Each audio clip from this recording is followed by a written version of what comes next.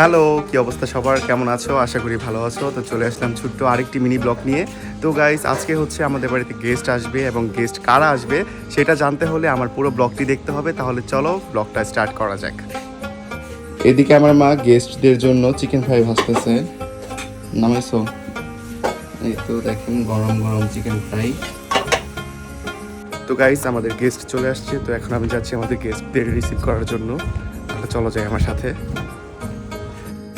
এই তো আমাদের গেস্ট চলে এসেছে, আমার দিদি, দাদা আর তাদের দুই মেয়ে। দিদিরা মূলত আমেরিকাতে থাকে, তারা রিসেন্টলি বাংলাদেশে এসেছে। মামার বাড়িতে আসছি হ্যাঁ মামি কেমন আছো? সরি আমি অনেক লেট যাও যাও ঘরে যাও। তো তাদের যেহেতু আসতে লেট হয়েছে, তাই আমরা আসার সাথে সাথে লাঞ্চ করতে বসে পড়েছি। আজকে আমরা খুবই সিম্পল খাবার দাবারের আয়োজন করেছি।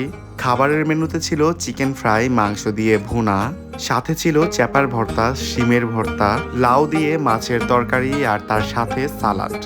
সো আমরা সবাই মিলে খাওয়া দাওয়া করছিলাম আর গল্প করছিলাম। তো ভিডিওটা এই পর্যন্ত, সবাই ভালো থাকো, টাটা।